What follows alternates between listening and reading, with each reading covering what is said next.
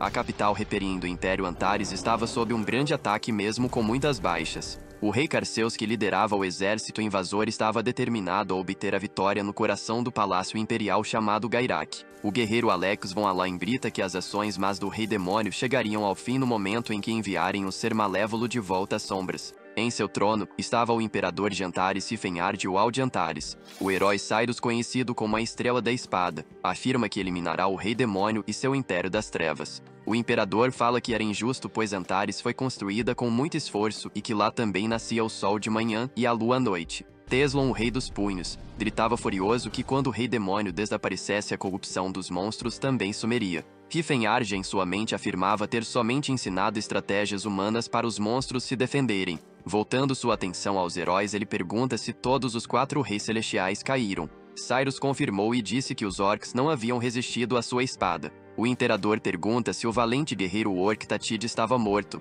falando mentalmente que os orcs, que aparentam ser selvagens, são uma raça pura que vive de coleta e caça. Teslon relata que os repugnantes Trolls também haviam recebido seu castigo, incluindo Guru Atika, outro dos reis celestiais. O protagonista pensa que, embora monstruosos, os Trolls são apenas primitivos que adoram a natureza. A Santa Ellen diz que até os malignos anões que adoram um deus sombrio tiveram o que mereciam. Rifenhard colocou a mão na cabeça ao saber que até Macherin havia sido morto pela arrogância humana em tornar deuses desconhecidos em deuses sombrios. Já Jartite, conhecido como Mago da Luz, fala que os elfos negros também estavam mortos, o que desencadeou uma fúria imensa no imperador. Rifenhard grita que eles estavam querendo morrer por matarem até mesmo Ciris. Os heróis falam que o rei demônio finalmente estava mostrando sua verdadeira face. Teslon fala que os elfos negros se corromperam e ficaram cobertos de trevas, mas o imperador responde que os elfos negros foram forçados a viver no sol escaldante após os humanos destruírem as florestas em que viviam. Os heróis se preparam com Alex, dizendo que com sua espada acalmaria os espíritos dos que morreram até esse momento.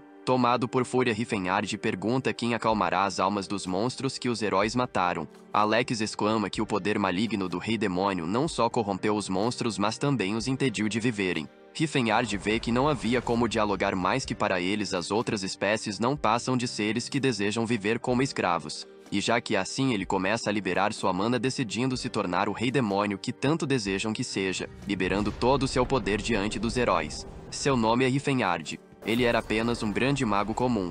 Os humanos não viam outras raças como criaturas iguais e inteligentes. Os elfos são servos bonitos, os anões escravos bons com as mãos e mineração, os orcs são bons para trabalhos menores e os trolls são usados de ingredientes para poções de cura. Sendo vistos assim, Rifenhard ficou chocado ao conhecer sua cultura esquecida. Ele os conheceu, aprendeu suas culturas e estudou magia espiritual com os elfos e feitiçaria com os trolls. Ao combiná-las, ele conseguiu alcançar a magia do 10º círculo. Mesmo depois, ele ficou lá os vendo como iguais ao invés de escravos. Porém, os humanos perceberam o crescimento do território que ele possuía. Eles enviaram cavaleiros repetidas vezes para os atacar, o que os fez se mudarem frequentemente. Tudo o que faziam era revidar quando atacados e de alguma forma acabaram conquistando mais terras, com seu território aumentando. Esse território foi ficando cada vez maior até se tornar o Império de Antares. Rifenhard acabou estabelecendo o Império Antares não por odiar humanos, mas por acreditar que as espécies inumanas não eram inferiores a eles. Por não retaliar os humanos que os atacavam, esse foi o resultado.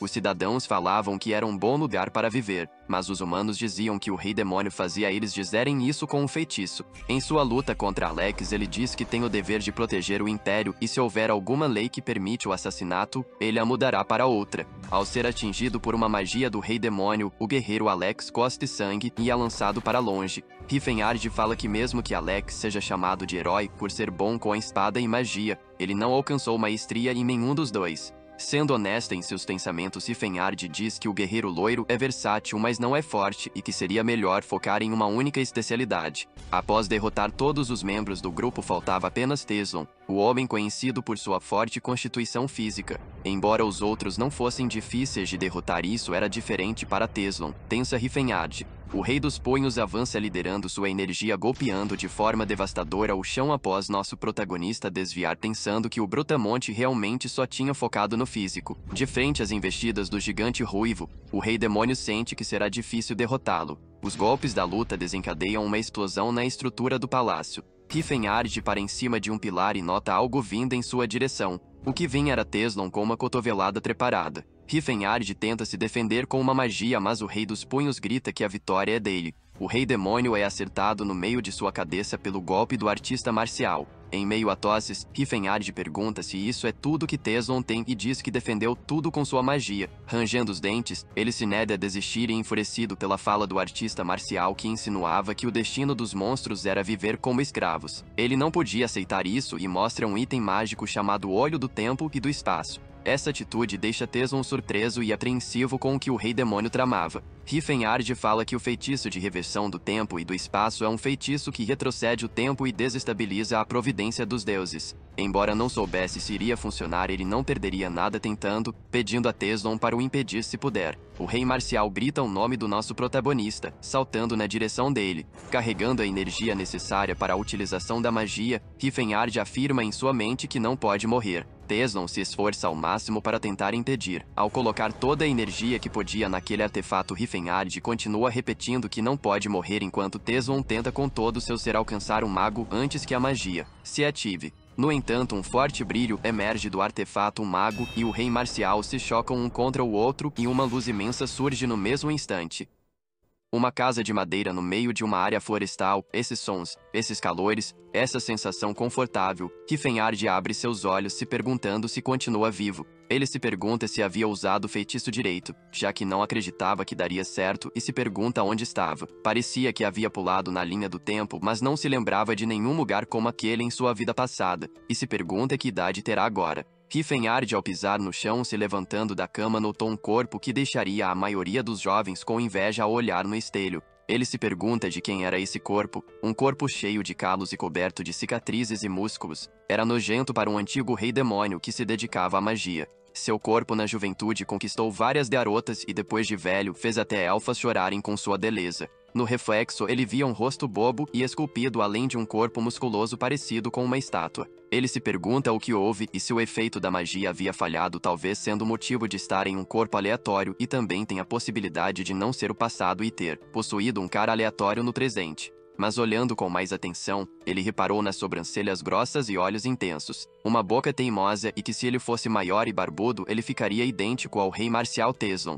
Um grito do exterior da casa chama pelo nome de Teslon e um homem muito maior que à porta aparece. Da porta ele vê Rifenhard em pé e o questiona sobre o porquê dele não estar lá fora. Com uma risada descontraída, ele afirma que terá um outro dia maravilhoso. Nosso protagonista, intimidado pelo tamanho desproporcional do homem desconhecido, pergunta quem ele é, pensando que o velho era um monstro. Ele coloca a mão no queixo e questiona porque o garoto está falando como se ele fosse um desconhecido. Nosso herói fala que está perguntando porque realmente não sabe. O homem fala que Teslon estava usando a desculpa da amnésia de novo e diz que não funciona mais. O velho agarra a cabeça de Rifenhard e alegremente fala para irem logo para a sala de treinamento, enquanto arrasta o discípulo que não estava entendendo mais nada. Vendo essa situação, a conclusão dele foi que esse cara era o professor de Teslon, o artista marcial mais forte de todos os tempos, o Rei Marcial Gerard Kron Protase. Amarrado em uma árvore e apavorado, o protagonista implorava para que o antigo rei marcial escutasse-o. A resposta do mestre foi amordaçar o discípulo, dizendo que ele estava muito falante hoje.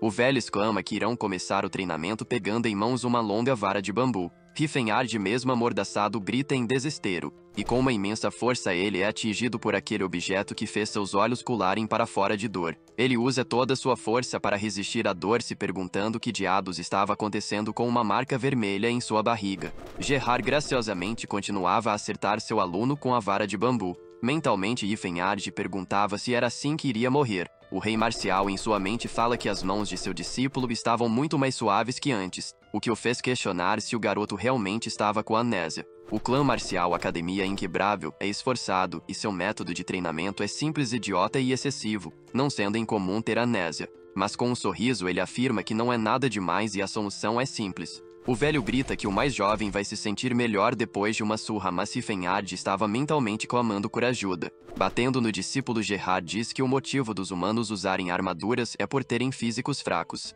O mestre grita que é uma desculpa usar ferramentas e que as pessoas que não superaram suas fraquezas não são artistas marciais. O protagonista discorda de tudo. Quebrando a vara nas mãos, o rei marcial fala que humanos são como aço. Quanto mais bate, mais forte eles ficam. Pegando mais uma vara, o mestre fala que ele deveria acreditar, pois é o aluno que escolheu, e que não tem limites físicos e pode se tornar aço. Gerard diz em sua mente que nem todos podem ficar mais fortes treinando assim e que apenas alguns podem ter o físico de aço. Acertando a face do discípulo, o velho afirma que o conheceu. Gerard manda ele pensar no oceano, e como a água engole tudo e não muda nada. Mas pensando no oceano, ele apenas consegue se lembrar de bons momentos com Cerise em sua vida passada. Gerard diz que é só isso por hoje e que ele deveria voltar para dentro e descansar, enquanto o jovem fala em lágrimas que ainda está vivo. Ele abraça o corpo de Teson e agradece por ser tão resistente. Na noite estrelada que veio depois do dia de treino, ou melhor dia de surra, Riefenard banha no que parece ser uma poção de cura.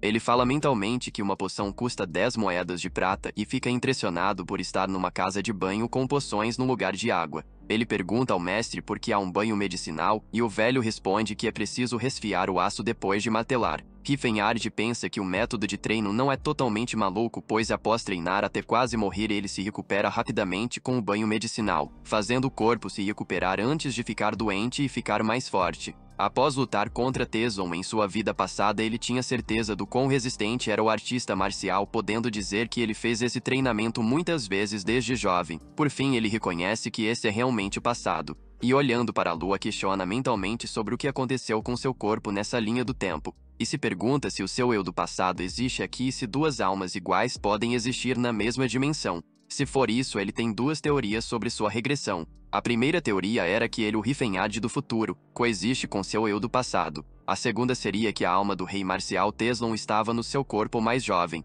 O rei marcial manda Riefenard comer todos os pedaços de carne no prato. Ele diz sorridente que ele precisa repor os nutrientes. Após a refeição, a dupla sobe uma montanha, onde o velho diz ser uma corrida leve para a digestão. No alto da montanha, o mestre espera o discípulo perguntando se estava cansado, mas o jovem diz que não. Ele se perguntava mentalmente até quando iria durar esse treino infernal. Ele deitou exausto em sua cama, se arrependendo de reencarnar no corpo de Teson, perguntando o que aconteceria se o atual, ele encontrasse o antigo. Cada alma é única, essa regra imutável é a base do mundo. Ele sabe que só virará mago 10 anos no futuro, então não vão se esbarrar, já que estava estudando na Torre Mágica na época. Se Teson estiver em seu corpo criança, não há muito que ele possa fazer com o corpo fraco de um mago, pois o treino marcial da academia precisa de um mestre para ajudá-lo. A Luma então não há como ele fazer sozinho. Saindo à noite, o protagonista fala que precisa fugir. Ele corre o mais rápido que pode para tentar sair, determinado a fugir não importa o que aconteça. No entanto, Gerard pergunta aonde o discípulo vai, assustando que fica se perguntando como o velho já estava lá, enquanto o rei marcial diz que já é a 9ª vez que ele tenta fugir.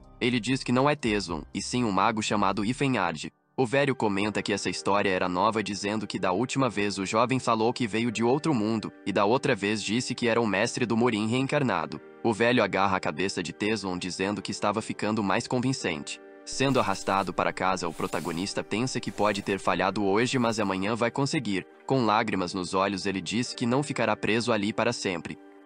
No entanto, foi pego de novo pelo mestre, que comenta também ter feito muito isso em sua época. Mesmo embaixo da água, Riefenard não conseguia escapar do mestre, que diz entender o aluno falando enquanto arrasta o jovem, que se aguentasse mais um pouco seria recompensado. Riefenard desiste de fugir do mestre, que diz não ter nenhum discípulo na história que não tenha tentado fugir ou fingido uma doença. O Ruivo sabia que mesmo se fugisse, o velho iria atrás dele até o fim da terra. Era melhor só ganhar permissão oficial para descer a montanha. Na prisão, transbordando de amor e de surras, passaram-se 2 longos anos. Ele despertou sua aura com sucesso aos 20 anos. Cyrus, louvado como santo, despertou sua aura aos 30 anos. O mestre diz que é algo comum despertar a aura jovem, e é óbvio para um discípulo da academia. Ele fala que estimular o instinto de sobrevivência junto com treino físico aumenta a vitalidade, que amplia o poder da aura. Aprender aura é o primeiro passo, o que faz Riefenard ficar ansioso com o que seria o próximo. Com um sorriso camarada, o mestre fala que agora eles irão lutar, deixando o Ruivo em total choque.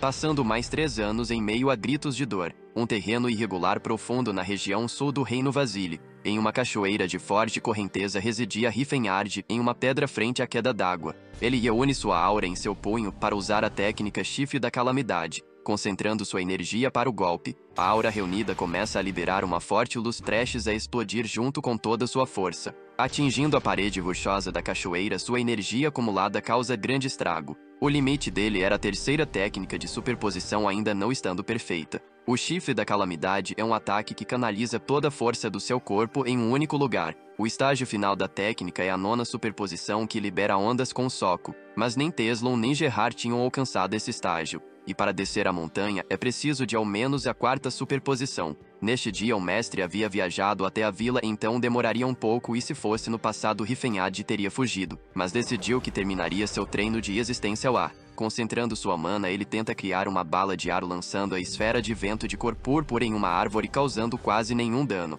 O motivo era que, mesmo se lembrando de como fazer a magia, o corpo em que está não recupera sua mana. De repente, ele sente uma energia diferente. A energia não parecia humana, o que significa que talvez poderia ser um monstro. Ao encontrar o indivíduo que está emanando essa energia, vê que era um orc empunhando uma espada. Rifenhard fica alerta pela relação dos humanos e monstros. A criatura verde fala que se o jovem fingir que não o viu, não o matará. Como ele havia imaginado, o indivíduo era um orc de 3 a 4 anos pelo tamanho. Ele imagina que talvez o orc tivesse fugido de alguma arena de escravos, e a criatura repete o que disse antes. Rifenhard admirava-o por sua natureza orgulhosa de não querer matar sem um motivo, perguntando se havia alguém o perseguindo. O orc se surpreende por um humano conseguir falar a língua da raça. Ele responde que realmente havia pessoas o perseguindo. Rifenhard pergunta se poderia confiar nele e que queria ajudar. Ele responde que Rifenhard é um irmão para ele por saber a língua da graça, mas comenta que se o ajudasse acabaria colocando sua própria vida em risco. Pensando que o orc é bom com as palavras, ele diz para que confie em suas habilidades. O mago faz sinais com as mãos e uma energia roxa flui pelo ar. Essa magia cria uma espécie de portal que poderia ocultar o orc, que pergunta surpreso se seu salvador é um mago, e que isso é algo estranho pelo corpo que ele possui. Atravessando o portal, o orc fala que aceita a gentileza do salvador com gratidão. Uma outra voz chama a atenção de Rifenhard. Era o grupo de pessoas que estavam caçando o orc por algumas moedas de prata. O grupo pergunta se o garoto havia visto um orc passando e que daria uma moeda de ouro pela informação. Um dos homens fica em dúvida, mas o outro sussurra que não dariam a moeda e apenas o ignorariam após receberem a informação. Rifenhard diz que nem pensar que daria informações, fazendo o mercenário questionar se era sério. Um membro do grupo identifica pegadas do orc e o líder diz a todos para irem procurar pelo monstro. Um feitiço básico nem ao menos dissipou as pegadas do orc, pensou Rifenhard, dizendo que não deixaria eles passarem, afinal aquele era seu lar. O líder se irrita com o garoto bloqueando seu caminho. Mesmo que um dos membros tenha falado que ele não parece alguém normal, o chefe não se importa, afinal estavam em mais de 10.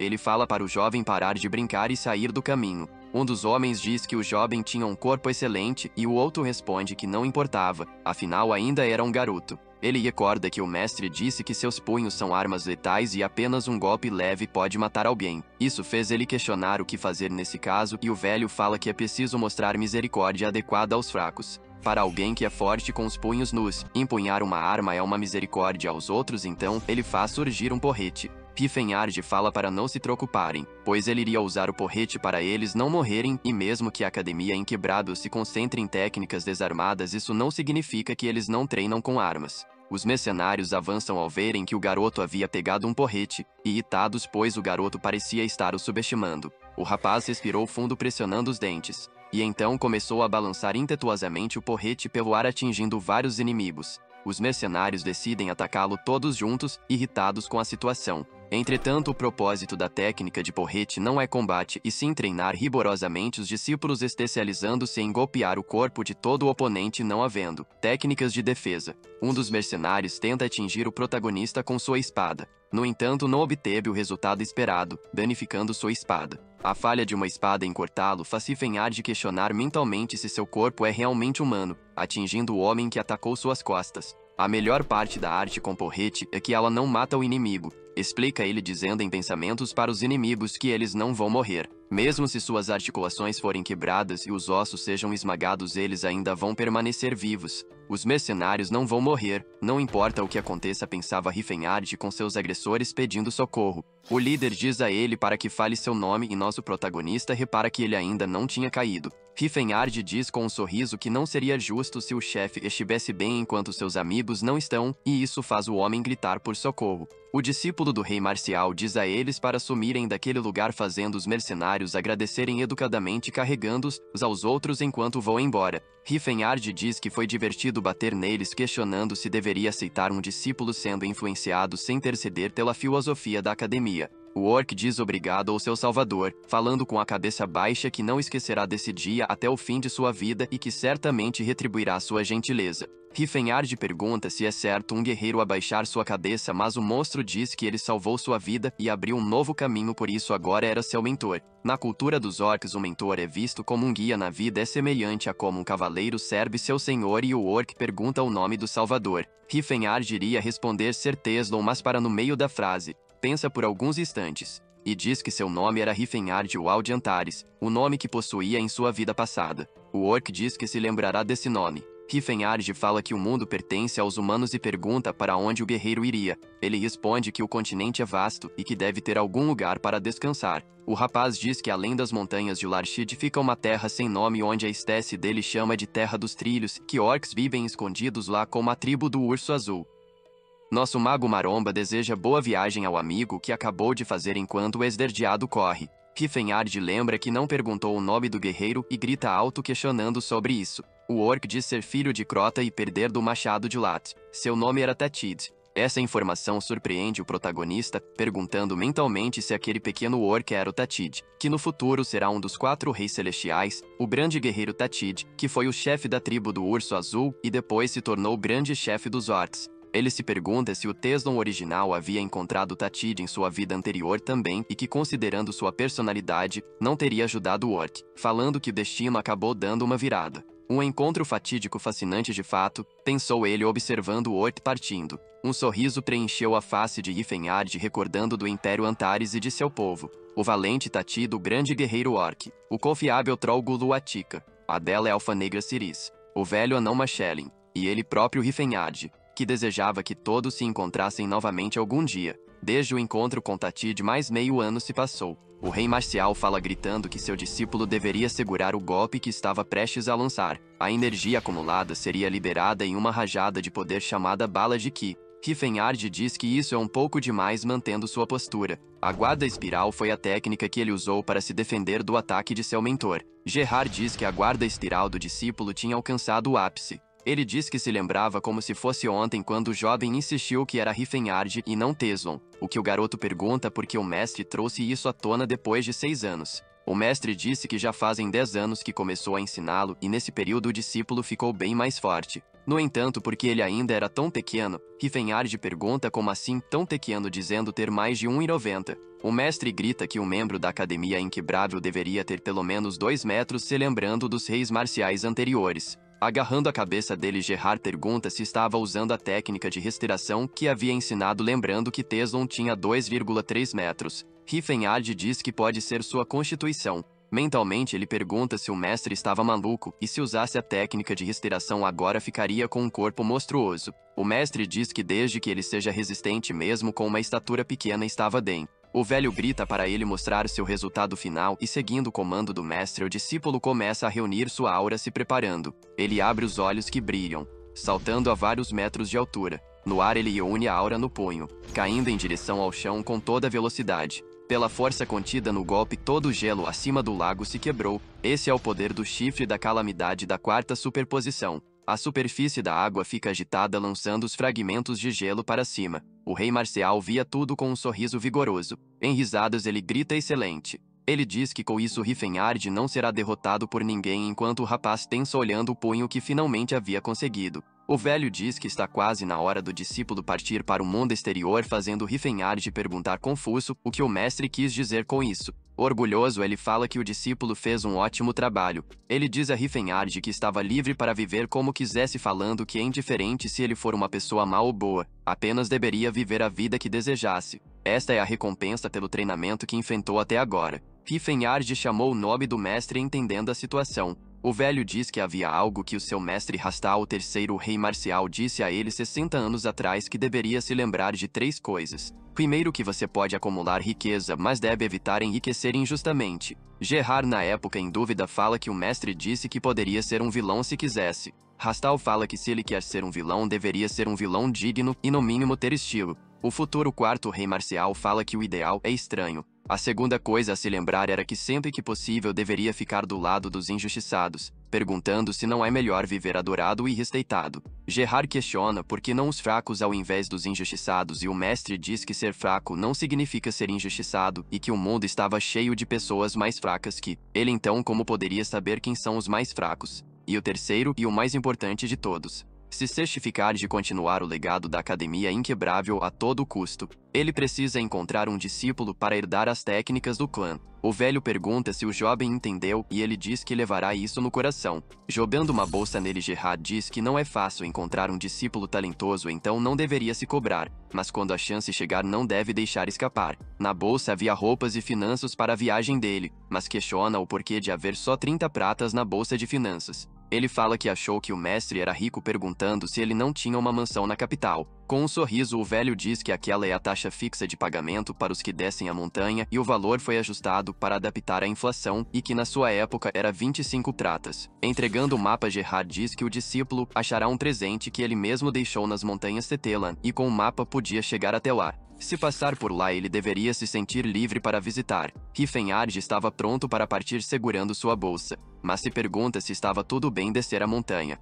Ele se questiona se realmente foi libertado de lá. Se assusta com uma explosão que cria um pilar de energia. Assustado, ele olha para trás falando Mamma Mia. O causador do pilar de energia era o mestre falando mentalmente para o discípulo ir e não lamentar a despedida. Ele é o herdeiro dos maiores ensinamentos da Terra, então Riffenard corre gritando. Em uma estalagem em alguma cidade, um homem diz ao chefe da aldeia que era perigoso e o velho fala que deve dizer o necessário mesmo para um nobre. Um homem de armadura pergunta ao chefe o que houve. O senhor pede ao cavaleiro que paguem a comida consumida pelos cavaleiros até agora. Ele pensa que o velho é um camponês desonroso jogando uma moeda de ouro para o chefe, dizendo que isso devia bastar. O velho segura a moeda brilhante. E o cavaleiro pensa que essa deveria ser a primeira vez o idoso vendo um ducado. No entanto, o velho diz que estava longe de ser o suficiente. O homem se irrita e chama o senhor de insolente, perguntando se ele achou que por ser um nobre não saberia o preço de mercado. Ele dá um murro na cara do velho, perguntando como ele ousa zombar de um cavaleiro. O chefe da vila diz em pensamento que eles são tão ruins quanto bandidos, eles tomaram suas casas e comeram suas comidas, tudo por um mero ducado. Outro cavaleiro chega perguntando a Edward o que aconteceu. Ele responde que não aconteceu nada, chamando o cavaleiro de jovem Lord Stefan. O nobre Stefan chama os aldeões de indivíduos desprezíveis e que era por esse motivo que não se podia mostrar misericórdia aos camponeses, pois eles perdem a noção de seus lugares. Riffenard recorda de um momento em um quarto com Cerise em sua vida passada. Ele pergunta à elfa o porquê dela ficar acariciando e ela responde que é porque quer. Então o mago questiona o que tem de bom em um corpo magro como o dele. Ela fala que ele parece afiado e preciso como uma lâmina bem feita. Isso é como ele se parecia antes, mas agora está mais para um golem de pedra gigante, diz ele com lágrimas escorrendo enquanto se desculpa com Ciris. Mudando drasticamente de humor, ele fala que também estava mais alto. Ele olha pela janela e diz que nesta época Ciris teria por volta de 70 anos, que seria cerca de 17 para uma idade humana.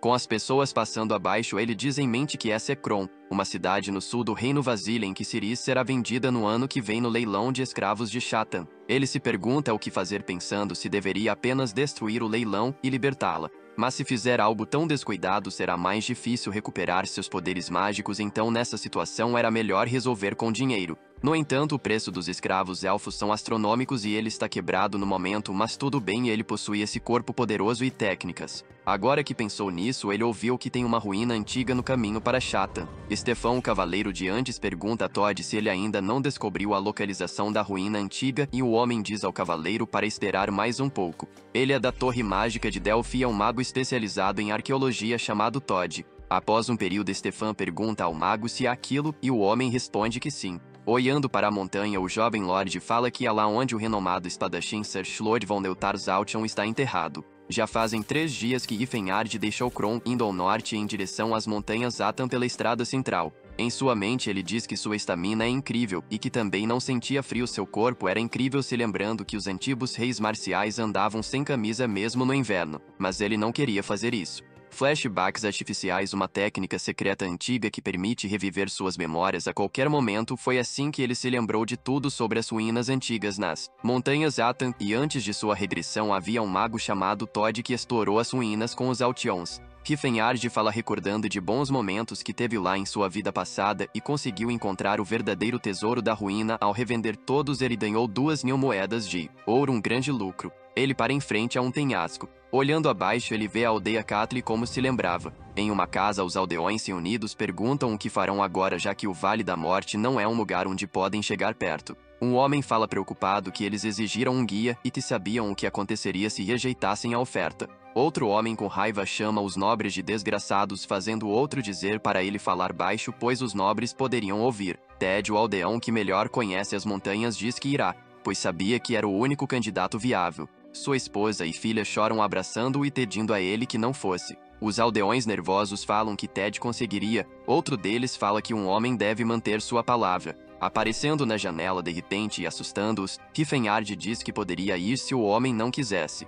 O homem pergunta quem ele é, que diz que só está de passagem e ouviu a conversa por acaso. Aquele homem se pergunta mentalmente quem invade a propriedade de alguém por acaso, enquanto o protagonista afirma que quer ir pois já foi lá antes. O aldeão fala que ninguém voltou vivo do Vale da Morte e pergunta se ele tem certeza. Rifenhard responde que já foi lá enquanto pensa que eles deveriam ficar gratos pois ele está salvando a vida deles. O Vale da Morte é uma masmorra resquício da Era Prateada, um período da história há muito esquecido. 50 anos atrás havia um cavaleiro dos Altiuns chamado Shlod que aos 45 anos conseguiu despertar a aura e partiu em muitas aventuras e suas histórias heróicas foram espalhados por todo o reino Vasili. Mas a fama virou arrogância e Shlod, que foi ao Vale da Morte com apenas um servo, morreu e a espada demoníaca Altion foi perdida. A espada demoníaca Altion é o símbolo da família Altion passado adiante por gerações. Os esforços para encontrar a espada duraram mais de 50 anos e foram gigantes. Vendo Stefan, Rifenhard pensa que ele poderia ser o neto do Shlod. Enquanto a elfa elogia o rapaz pelo quão gracioso, ele é que disse sentir um pouco melhor com o elogio.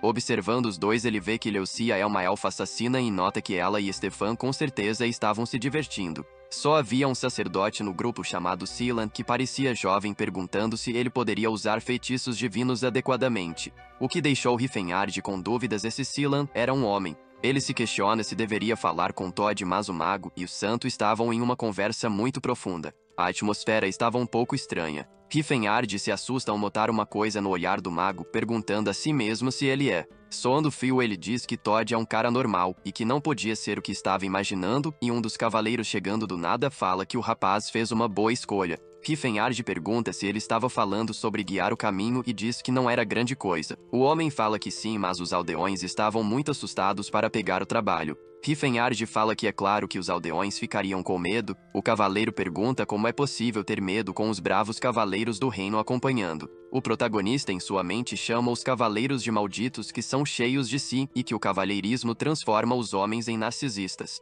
Um barulho alto chama a atenção deles. As árvores balançam e algumas criaturas pulam delas. Esses seres que possuíam asas pairavam pelo ar, mostrando seus rostos com presas e penas. Voando em direção ao grupo, era uma emboscada e um dos membros gritava que deveriam entrar em formação. Os monstros voadores se preparam para atacar usando suas garras afiadas. Stefan se pergunta como esses monstros nojentos ousam atacar eles humanos abençoados por Sire e ordena aos cavaleiros atacarem. Todd usa uma magia chamada Corrente de Fogo que queima muitos dos seres voadores. Silan, o sacerdote do grupo, conjura uma bênção para conceder força e bravura aos cavalheiros. Vendo a batalha, Rifenhard diz que eles não eram nada mal, principalmente o pequeno Stefan, e era melhor do que esperava. Claro, isso da perspectiva de um mago, mas vendo como um artista marcial, ele e suas habilidades eram lamentáveis. O mestre Gerard não era orgulhoso sem motivo. De qualquer forma, ele olha para os monstros escravos que estavam assustados tentando se proteger. Uma das criaturas avança com ódio e velocidade.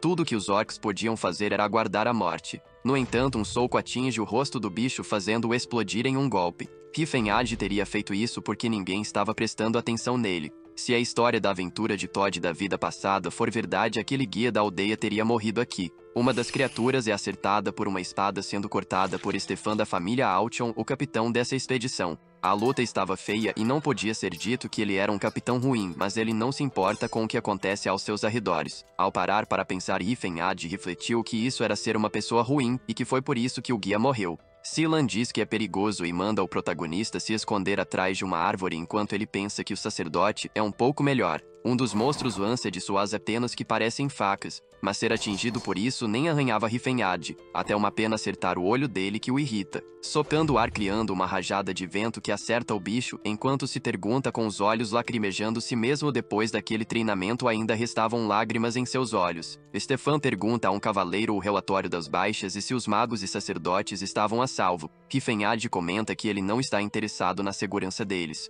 O jovem Lorde grita que os cavaleiros Altion são fortes e diz para aproveitarem o descanso e a felicidade da vitória. Rifenhard aproveita essa chance para falar com Todd dizendo que sobreviveu à batalha graças a ele. Nosso protagonista diz que ouviu dizer que ele era da Torre Mágica Delfia e fala que tem um amigo lá. O nome do amigo era Rifenhard, então pergunta se o mago conhece. Todd imediatamente sabe quem é e pergunta se aquele garoto tinha um amigo como ele. O mago fala estranhamente que aquele garoto é bem gentil e fofo, fazendo nosso protagonista entrar em choque se perguntando o que ele estava dizendo.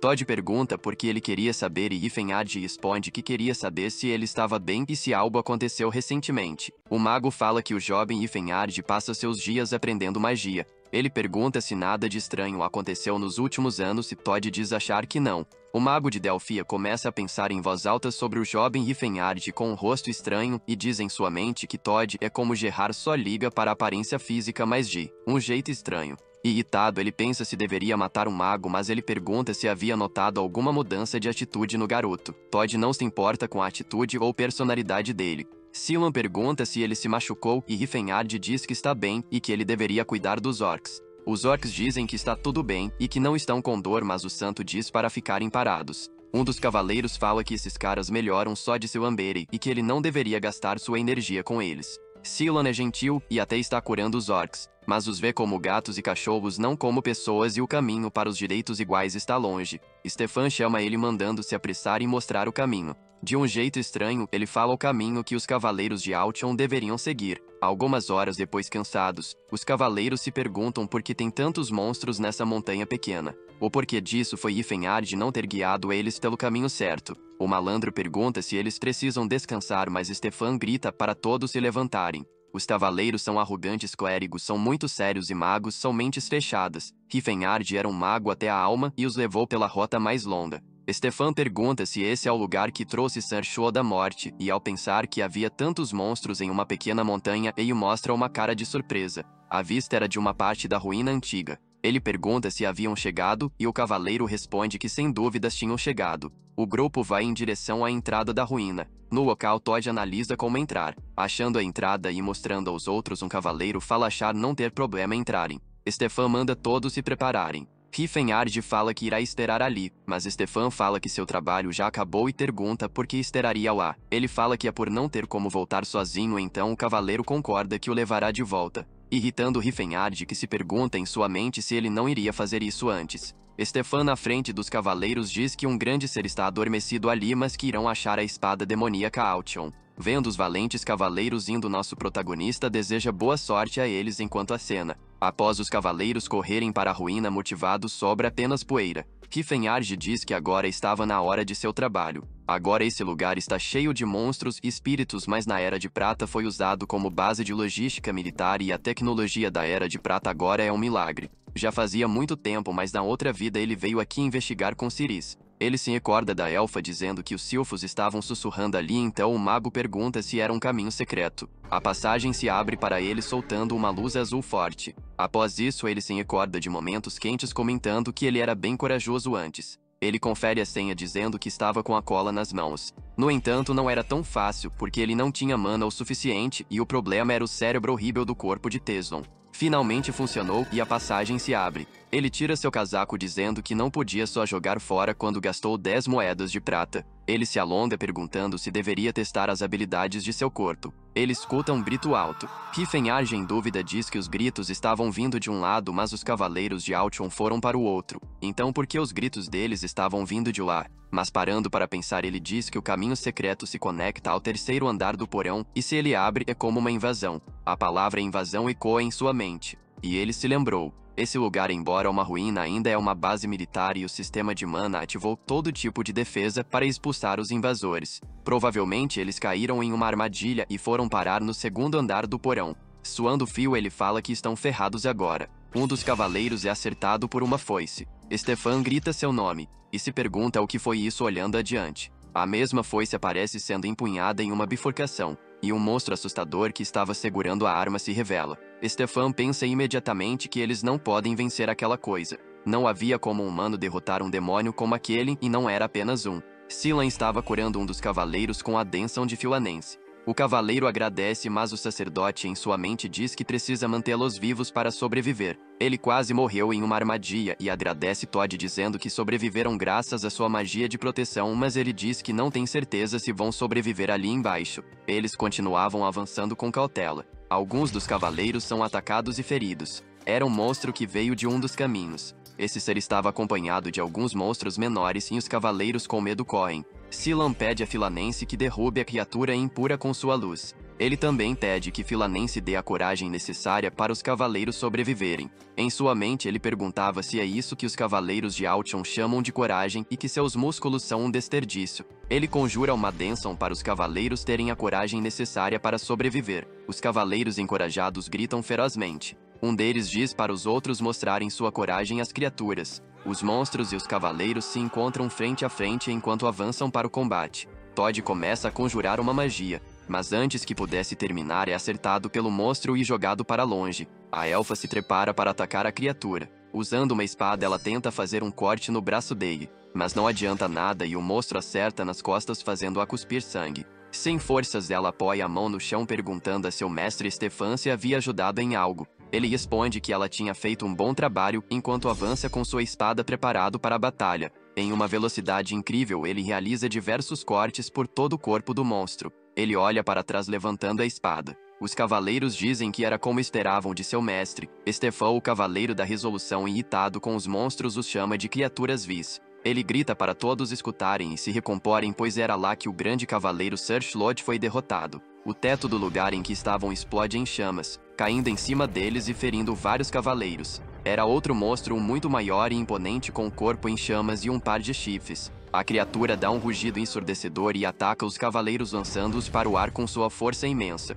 Stefan grita dizendo a eles para não fraquejarem, perguntando se eles não são os corajosos cavaleiros de Altion. O monstro continua atacando implacavelmente e os cavaleiros que conseguiam escapar corriam tentando fugir. Mesmo Stefan tem que se proteger do calor das chamas. Ele fica irritado pensando que não pode ser derrotado assim. Ele se encoraja para atacar repetindo que não pode perder o ar. Ele tinha em mente que era aquele que defendia o nome de Altion enquanto saltava na direção do monstro empunhando sua espada. Aquele que mereceu o título resoluto.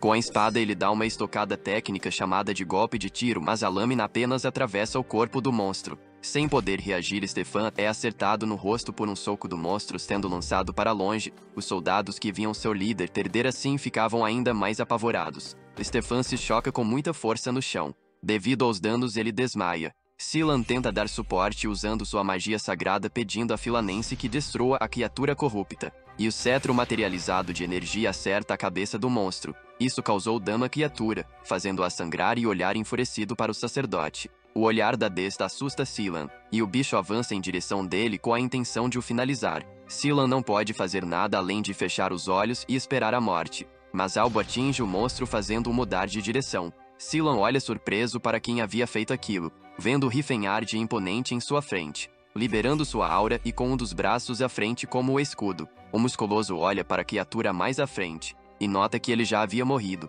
Em sua mente ele diz que agora entendeu porque quase morreu com um golpe de Teslon. Ele olha pelos arredores. A visão era dos membros dos Altions todos derrubados no chão e diz que por hora os levaria para um lugar seguro. Vários outros monstros mortos-vivos começam a vir em direção deles. Surpresos, Todd e Silan se perguntam quem era aquele cara. Nosso protagonista, que não é bobo, segura a elfa e avança matando todos os mortos-vivos em seu caminho. Stefan acorda com dor de cabeça e confuso. Um cavaleiro pergunta se ele havia acordado. Reparando no corpo dos monstros espalhados por aí, ele fica em dúvida olhando para o cavaleiro. Ele reflete, perguntando ao cavaleiro se o guia de antes na verdade era um artista marcial. Frente a Rifenhard, ele diz ter falhado em conhecer alguém tão respeitável e pergunta o nome dele. Ele iria dizer seu nome, mas para, lembrando que Todd o conhecia na Torre Mágica e então diz que era Rifen. O cavaleiro pensa que é a primeira vez ouvindo esse nome, então pergunta de qual família ele veio, mas descobre que não pertence a família alguma. Ele pensou que ele fosse filho de um nobre viajando por experiência, mas na verdade era só um comum. Confiante, ele diz que parecia que Riffen havia terminado, que estava quase terminando, dizendo que ele fez um bom trabalho e ajudou um pouco. Riffenhard o rebate perguntando como funciona sua mente para lembrar do que aconteceu dessa forma, dizendo que quem não foi útil era ele. Stefan grita com ele dizendo que deveria respeitar a família Altion. O cavaleiro ao lado diz que o jovem mestre deveria se acalmar. Ele pergunta ao jovem lorde como uma pessoa normal saberia de etiquetas. Stefan diz que era verdade e pergunta quem havia o ensinado a lutar. Riffenhard diz que aprendeu um pouco aqui e ali, se lembrando do mestre. Ele pensa que ele era alguém muito conhecido no mundo e, caso falasse, iria acabar atraindo atenção e também fazer o mestre estar ciente de seus movimentos. Stefan diz que suas habilidades não são de um amador, mas antes que pudesse terminar a frase, Riffenhard diz que deveria se preocupar com seus feridos e não gastar seu tempo o interrogando. O cavaleiro pensa que o jeito informal dele parecia tão natural. Ele aponta para os outros cavaleiros e pergunta se eles não precisam de ajuda. O cavaleiro pensa que Riffenhard sentia arrogância no jeito que falava. Isso é algo que só é visto em pessoas de alto nível comandando seus subalternos e não levando a idade em consideração. Ele realmente não se importa com nada e talvez fosse da realeza de outro país. Analisando melhor, o cavaleiro notou a origem da arrogância dele. Ele pensa que o jeito que Riffenhard fala é semelhante a alguém mais velho falando com o mais novo. A conclusão é que o jovem é muito estranho. Silan pergunta qual a altura dele. Riffenhard diz achar que tem 1,92. O sacerdote com olhos brilhando pergunta o peso dele, mas ele diz que não sabia. Silan pergunta que tipo de treinamento ele teve para ter um corpo daquele jeito, em dúvida por ele estar sendo muito amigável. Riffenhard responde que só apanhou, comeu e levantou muito peso. O sacerdote diz que sabia que os artistas marciais não revelam seus treinamentos facilmente. Silan Filmarcis perdeu os pais cedo, foi criado em um orfanato e sofreu bullying por ser magro e bonito. Talvez por começar a desejar um corpo saudável e uma voz profunda, ele até sonhou em se tornar um monge e provar sua decisão através do corpo. Mas a realidade era diferente. Sua altura nunca mudou e por algum motivo seu cabelo cresce muito rápido. Apesar de ter um corpo fraco, ele tentou treinar, mas o resultado foi aumentar seu poder divino ao curar os próprios ferimentos. Por isso, ele começou a admirar pessoas musculosas e Silan diz que Riffenhard é grande e lindo, deixando o protagonista confuso. Assustado, ele fala que vai procurar uma saída e o jovem sacerdote se oferece para ir junto. Para impedir ele de ir, Riffenhard pergunta o que acontecerá se alguém se machucar quando ele não estiver por perto. Stefan diz que então irá com ele, ordenando a Leucia Elfa ajudar os cavaleiros. Antes de ir, ele pergunta se não tem problemas com isso e Riffenhard respondeu para ele fazer o que quisesse. Andando pelos corredores, Stefan pensa que Riffenhard deveria estar orgulhoso de ajudar um cavaleiro. Apenas o fato de estar liderando o caminho mostra que está menosprezando eles. O jovem lorde chama ele de maldito arrogante, dizendo mentalmente que quando um demônio aparecesse iria mostrar sua habilidade e colocar o caipira em seu lugar. Ele esperava que um demônio aparecesse em breve, mas é atingido no pescoço por algo, perdendo a consciência em seguida. Com Stefan no chão, Riffenhard diz que estavam quase lá e diz a ele para dormir um pouco. Os monstros começam a chegar no local. As criaturas avançam contra ele, mas são desintegradas por um único soco imbuído em aura. Depois de eliminar todos os incômodos no caminho, ele diz que vai dar uma olhada no tesouro. Abrindo uma câmara da masmorra com várias coisas armazenadas, ele ao procurar acharia 15 moedas de ouro da Era de Prata, mas ainda não era o que estava procurando.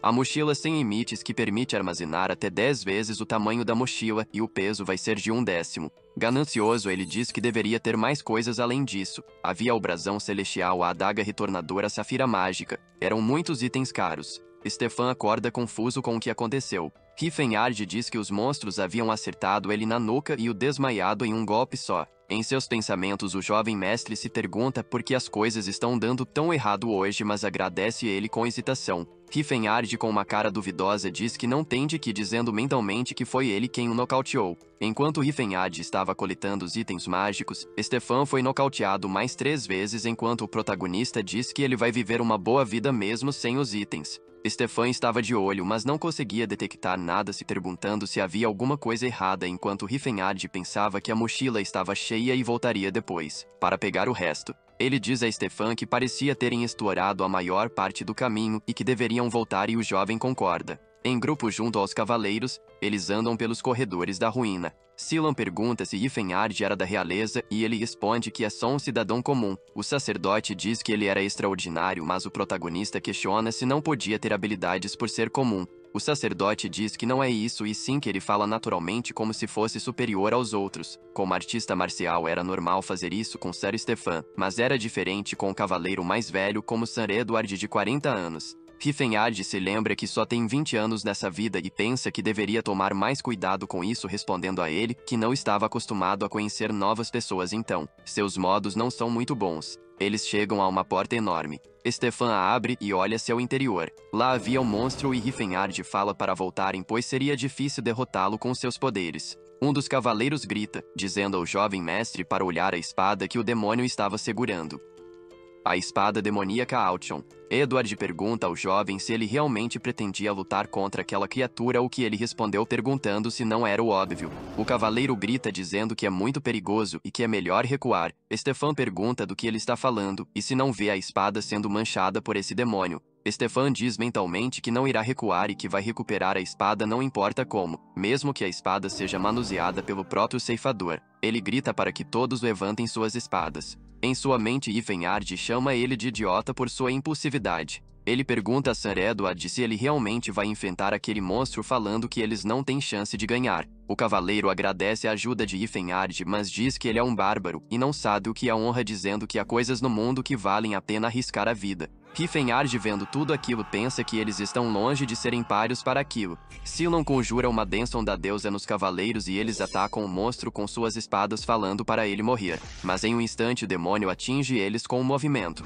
Com os cavaleiros voando para todos os lados, Riffenhard continua a dizer que aquilo não vai funcionar. Ele desvia do corpo de um cavaleiro que voa em sua direção, falando que lá vai mais um. Eles realmente estavam tomando uma surra, mas não desistiram da batalha, gritando que o monstro temia a coragem dos cavaleiros Altion. Riffenhard estava tendo uma ideia de mais ou menos o tipo de pessoa que Stefan é, mas Sir Edward parecia realista e talvez entenda. Stefan estava tentando aguentar contra o Brelbeast. Sendo generoso, Riffenhard diz que ele estava voando como uma borboleta e ferroando como uma abelha. No entanto, ele estava apenas fazendo lindos arranhões. Cylon conjura um feitiço sagrado que invoca uma clava. O feitiço do sacerdote atinge o monstro e o faz sentir uma dor gigante. Ele continua a conjurar o feitiço várias vezes em uma pose estranha. Toda aquela magia sagrada atinge o demônio com frequência e repetidas vezes. Leucia usa isso como distração para se posicionar e realizar um ataque em conjunto com Stefan. Riffenhard diz que essa criança chamada Leucia é talentosa, até melhor que Sir Edward, e na prática a número 2 do grupo.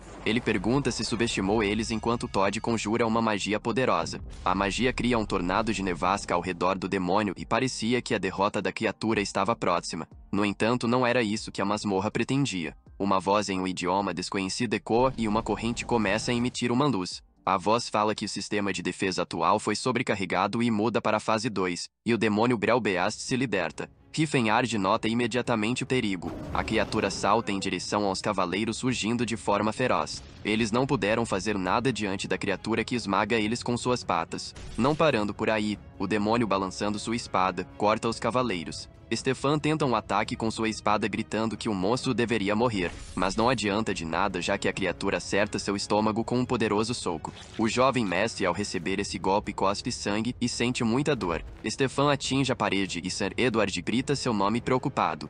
O jovem pressiona o peitoral da armadura enquanto fala com dificuldade o nome do cavaleiro, que pergunta se ele está a salvo. Leucia avança com a intenção de atacar o Brelbeast. Ela realiza movimentos acrobáticos no ar segurando a espada com firmeza e realiza vários cortes no monstro com muita velocidade. Mas não adianta de nada e a criatura acerta um golpe na lateral do tórax da elfa. Ela tenta segurar a dor rangendo os dentes. Mesmo assim, ainda cuspiu um pouco de sangue. Brelbeast abre a boca, se preparando para liberar uma rajada de fogo. Ele lançaria o ataque que devastaria tudo em seu alcance de fogo. Os cavaleiros tentavam escapar do calor das chamas. Para evitar fragmentos de fogo que iam em direção ao chão, eles pulavam tentando escapar. Um dos fragmentos alcança Cylon, explodindo. A explosão estava a milésimos de segundos de atingir o sacerdote, que não podia fazer nada além de aguardar a morte. Mas com seu corpo tonificado, Riffenhard segura o ataque de frente e com seus punhos divide as chamas, fazendo elas mudarem de direção e acertar a parede. Ele se desculpa pelo atraso, falando que ficou um pouco assustado e demorou a reagir. Frente a frente, a criatura e Riffenhard se encaram. Ele se pergunta mentalmente se consegue lidar com Umbrel Beast. Sendo honesto, ele estava curioso com isso, qual o limite de seu poder agora e se sua habilidade marcial consegue lidar com esse demônio. Quando ele era um mago, nunca teria feito uma aposta que não tivesse a certeza da vitória, mas agora ele é um guerreiro. Ele sente a emoção de enfrentar um adversário forte, uma sensação que nunca sentiu na vida passada. Ele diz que parece que já percorreu um longo caminho marcial e o mestre ficaria orgulhoso disso. Relembrando que ele havia dito que em caso de dúvidas era só atacar primeiro, Rifenhard usa sua aura para dar 2 socos no ar que acertam um monstro. Umbrel Beast tenta contra-atacar golpeando ele com a espada demoníaca Altion, mas Rifenhard se move rapidamente para desviar. O atual corpo dele até reflete o aço, mas a espada demoníaca pode arranhá-lo. A criatura se prepara para acertar Rifenhard com um chute em seu momento de distração. O golpe acerta o artista marcial com uma força tremenda, arremessando-o no ar. Vendo isso, Silan grita preocupado. Saindo dentre os destroços, Rifenhard diz que está bem, com sua aura saindo do corpo.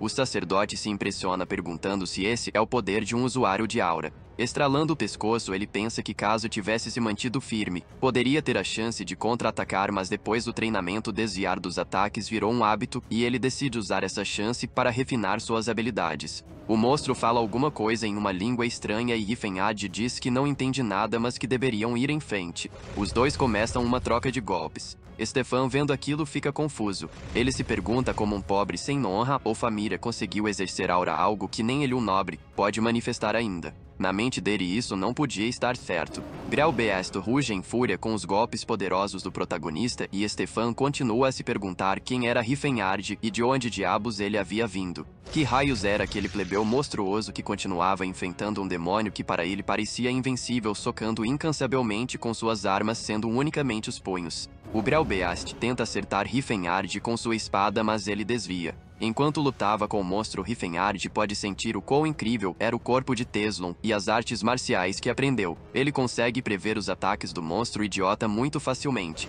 Ele acerta um poderoso soco na cara do Umbrel Beast que fere muito o demônio. Mas o guardião das ruínas não caiu mesmo depois de ferido. As ruínas forneceram mana para curar seus ferimentos. Recuperado, o Umbrel Beast se prepara para disparar sua rajada de chamas. Ao cuspir o fogo em sua direção, Rifenhard avança para sair da rota de colisão com o ataque. Usando o que aprendeu no treino de bloqueio de articulação, ele agarra o braço do monstro. Com o treino de batalha aérea, ele chuta a boca do monstro. E com o treino de técnica de ataque, ele dá vários socos. O Umbrel Beast de longe era o melhor saco de pancadas para ele, que se cura mesmo ferido até quase morrer. Todos os cavaleiros Altion observavam a luta, que poderia ser vista como inacreditável, um humano desarmado contra um monstro que nem todos eles juntos puderam derrotar. Rifenhard recorda que não pode ficar e que deveria acabar com aquilo de uma vez. Para isso, o chifre da calamidade era ideal. Mas se ele usasse naquele local, tudo iria desmoronar e eles seriam enterrados vivos. Todd grita para ele usar uma espada, pois poderia derrotá-lo com um feitiço divino em uma espada, mas Rifenhard responde que já sabia disso. O problema é que ele não sabe cobrir suas armas com aura. Isso deixa Todd com dúvida. Rifenhard diz que só sabe usar aura em seu corpo, mas o mago fala que isso não fazia sentido, e ele responde que o clã marcial que pertence é assim. Silan grita o nome dele. Dando tudo de si para segurar os punhos do monstro, ele pergunta o que era e o sacerdote pergunta se seu corpo possui uma durabilidade alta. Ele diz irritado que era bem forte. Silan diz que irá lançar uma bênção de Filanense liderando uma forte energia. O encantamento era que a divindade deveria preencher sua espada, no caso, o corpo lotado de aura de Rifenhard. Ele rende os dentes reunindo força, e levanta o monstro do chão através dos punhos que ele segurava, lançando a criatura no teto da câmara. Silan havia lançado um feitiço divino criado para ser usado em objetos de metal no corpo dele. Feliz com o sucesso, ele diz para Rifenhard arrebentar aquele monstro, e o pensamento do artista marcial foi que mesmo bonito, Silan era bem doidinho. Devido à dor causada pelos efeitos do feitiço, ele diz que vai acabar com isso rápido, dando um poderoso chute no maxilar do Umbrel Beast que ele chamou de chute divino, seguido de uma joelhada encoberta de poder divino e aura. Ele se prepara para dar um golpe com toda sua força reunida mesmo com a dor. Esse ele chamou de soco divino e atravessou o corpo do demônio, que é arremessado no ar devido à força. A energia divina de cor rosa começa a consumir a criatura, destruindo seu corpo enquanto Rifenhard fica em uma posição estilosa com o punho para cima. Aquela imagem faria Silan corar com os olhos brilhando. As ruínas reagem à derrota do monstro, e as linhas da estrutura que antes eram azul começaram a sumir. Silan pergunta se acabou e Ifenhard diz para ele tirar o feitiço logo. Stefan, caminhando com a ajuda de Edward, pergunta se o nome dele era Rappen. Esse era o nome falso que Ifenhard havia dito antes. O jovem Lorde, com uma cara de desgosto, diz que ele escondeu bem sua identidade e pergunta se eles são uma piada para ele. Stefan fala que reconhece que ele era forte, mas não poderia perdoá-lo por pisar em sua honra de cavaleiro e pergunta se foi divertido zombar deles enquanto estavam com problemas. Mentalmente, o ruivinho bombado fala que você só pode zombar de uma pessoa se tiver o mínimo de interesse nela, mas ele não se importa com eles, então não tinha por que fazer isso. Vendo ele virar as costas, Stefan puxa sua espada, chamando o nosso protagonista de desgraçado, e pergunta como ele ousa virar as costas para ele. Ao tentar atacar, ele simplesmente erra o ataque porque Ifenhard abaixou para pegar a espada demoníaca. Ele se surpreende ao ver Stefan, que havia perdido o equilíbrio por atacar com uma fúria impulsiva. Sem equilíbrio, o jovem Lord Altion acaba rolando abaixo dos destroços. Com vergonha e raiva, ele chama Ifenhard de desgraçado, perguntando como ele ousa desviar. Entregando a espada a ele, nosso protagonista diz que não zombou de ninguém, então deveria pegar a espada. Afinal, passaram por tanto para conseguir ela. Sir Edward diz ao irritado Stefan que a falta de ganância de Ifenhard, mesmo diante de algo precioso, era a verdadeira força. Em pensamentos, enquanto recorda de seus companheiros, ele fala que essa espada era uma arma de quinta categoria se comparada à que usou em sua vida passada. Ifenhard diz que vão voltar perguntando se o show havia acabado, enquanto Sir Edward concorda com risadas. Na Vila do Gado, Silan estava cuidando de um bebê com vários cidadãos ao redor. Silan sabia fazer negócios curando os doentes. Por causa disso, a Ordem Sagrada Filanense vai ganhar muito, e ele estava fazendo um ótimo trabalho com o dinheiro. Os cavaleiros de Altion estavam viajando montados em cavalos. Stefan diz a Sir Edward que achava ser necessário investigar Rappen, enquanto o cavaleiro concorda alegremente. Mentalmente, ele ainda diz que é impossível que seja mais fraco do que o homem que há horas atrás havia derrotado o monstro que não pôde sequer causar algum dano crítico. Ifenhard também tinha partido e estava viajando a pé. Ele fala alegre que estava na hora de encontrar a Cirice, mas pergunta por que ele estava o seguindo. O jovem sacerdote questiona se ele sabia que existem sacerdotes que viajam por aí mostrando a graça da deusa e cuidando dos crentes. Ifenhard diz que sim, e diz que eles costumam morrer nessas viagens. Silan planejava voltar à Ordem Sagrada após a missão, mas decidiu aproveitar essa oportunidade para se tornar um peregrino. Por isso, ele deseja viajar com alguém forte. Ifenhard reconhece os olhos do sacerdote e se pergunta se Silan era do tipo que só via o corpo. Ele acha que foi amaldiçoado porque todas as pessoas à sua volta são assim, mas por Silan parecer uma boa pessoa, iria recusar gentilmente. Mas por um momento ele reflete que Silan é um clérigo, basicamente o kit de primeiros socorros perfeito. A Cirice também podia se machucar, então seria melhor ter alguém que pudesse ajudar. Então diz para Silan fazer como quiser e que era sua escolha seguir ou não. Mentalmente ele diz a Cirice que está indo, mas o sacerdote fala que queria ter um tanquinho e pergunta como ele treina seu abdômen. Em uma mansão gigante, a voz de alguém gritando pode ser ouvida perguntando como alguém tinha feito aquele treinamento. Um mordomo pede perdão ao jovem mestre Bera dizendo que fez seu melhor. O jovem Lorde grita que elfos deveriam ser leais a seus donos e dar seus corpos e mentes. Ele olha para uma elfa morena dizendo que sabia que era barata para uma escrava, mas era muito arrogante. Então, a elfa diz que nasceu assim. Ele hesita e fala que o olhar dela é irritante, mas ela responde que nasceu com esses olhos. Ele grita com o mordomo dizendo que mesmo sendo caro deveria ter comprado uma escrava adequada e que ela era um produto muito defeituoso. Ele grita para devolver a elfa arrogante pro mercado tradicional de escravos. Pelo visto, essa já foi a terceira devolução dela.